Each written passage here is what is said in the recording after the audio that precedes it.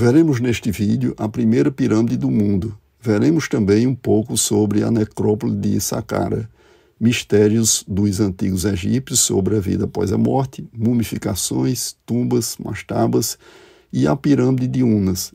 Isso nos leva a ver que Saqqara é como um túnel que liga o presente ao passado.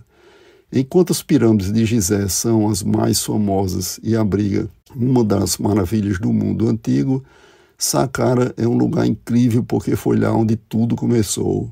A primeira pirâmide construída no mundo foi em Saqqara. Foi a pirâmide de degraus de Djoser.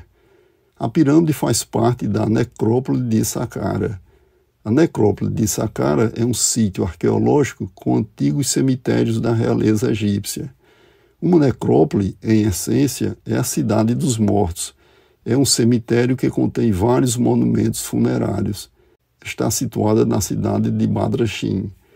A necrópole de Saqqara abriga a pirâmide de Djoser, a pirâmide de Unas e uma série de outras pirâmides, mastabas, tumbas e outros monumentos funerários.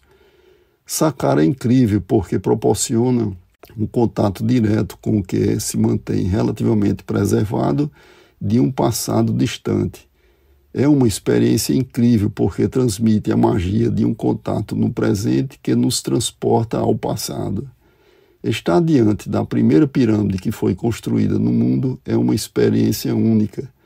Saqqara é um lugar incrível, não apenas pelo que se pode ver, mas também pelo que se pode imaginar no que existe embaixo de suas areias e que ainda não foi descoberto.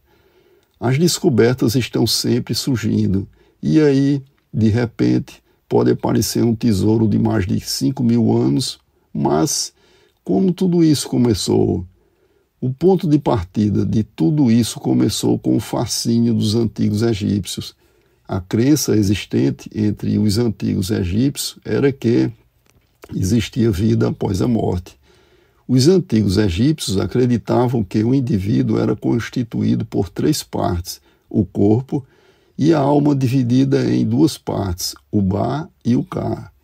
Destes, o corpo e o Ba eram inseparáveis, mesmo após a morte, e nesse caso o Ka partia para uma nova vida.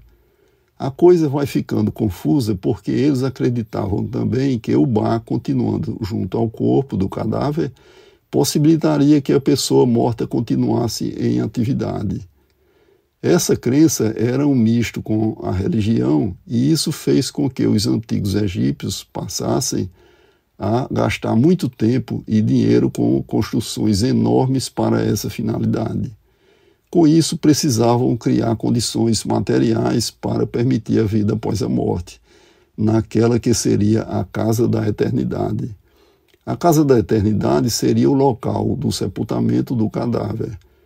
Com finalidades eternas, os túmulos deveriam ser suficientemente resistentes para durar para a eternidade.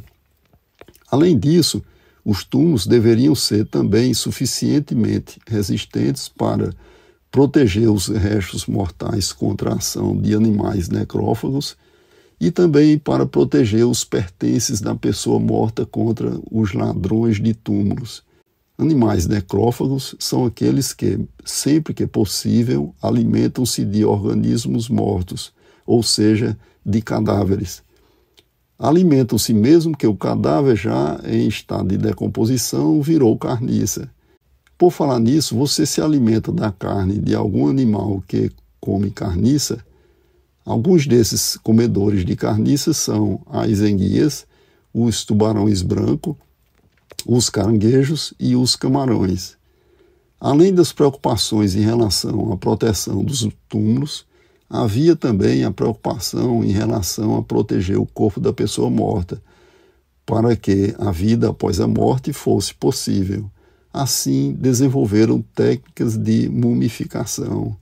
A mumificação talvez seja um dos mais inquietantes mistérios do mundo antigo. Mas o que pode ter levado os antigos egípcios à ideia de mumificar os mortos? O mito de Osíris pode ser a explicação para esse mistério. Osíris, em pleno mandato como governante, foi assassinado por Sete. Após esquartejar o irmão, Sete espalhou os seus pedaços pelo Egito. Ísis, como uma feiticeira, recolheu e juntou os pedaços, fazendo em seguida a mumificação. Como resultado, Ísis conseguiu trazer de volta a vida de Osíris e com isso tiveram um filho chamado Horus. Horus se vingou do assassino do seu pai e governou o Egito. Assim, Osíris foi a primeira múmia. Essa técnica foi descoberta com o propósito de prevenir e reverter a decomposição que acontece após a morte, para que, em seguida, fosse possível restaurar o corpo. Essa mitologia teve um efeito profundo na religião e nos costumes do Antigo Egito. A crença dos antigos egípcios era que, com a mumificação, seria possível transcender a morte. É interessante observar que os rituais de mumificação iam além das pessoas e envolviam também os animais. Acredita-se que os animais seriam mumificados para transmitir orações do mundo dos vivos para o mundo dos mortos. No Antigo Egito, as mastabas eram um tipo de tumba, construída de forma retangular, de tijolos de barro, com o telhado plano e laterais inclinadas para dentro. Tumba é uma simples cova ou qualquer outra construção que tenha como propósito servir para o sepultamento de uma pessoa. Assim, toda mastaba é uma tumba, mas nem toda tumba é uma mastaba. As mastabas continuaram a ser utilizadas por mais de 1000 anos.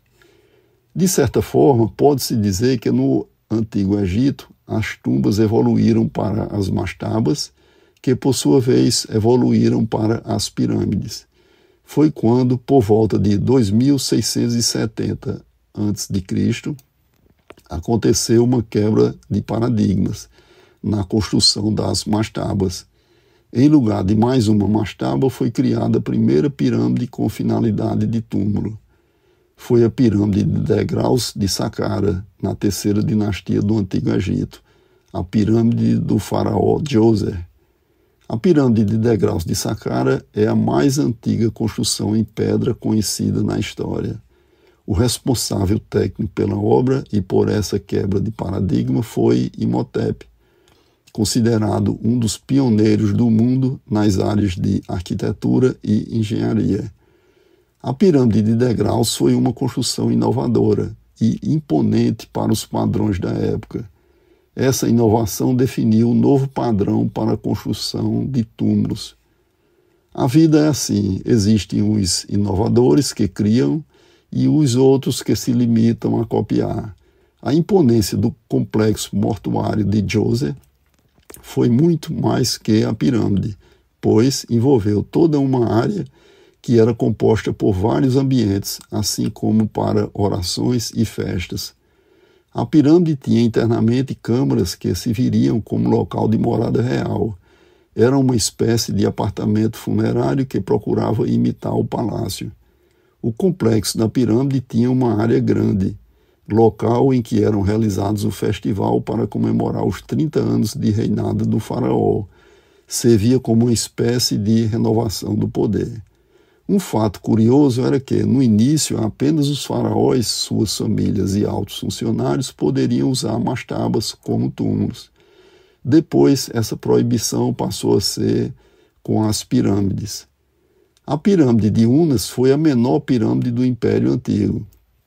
Foi a pirâmide do faraó Unas da Quinta Dinastia. A pirâmide de Unas não foi construída com materiais tão resistentes quanto a pirâmide de Djoser.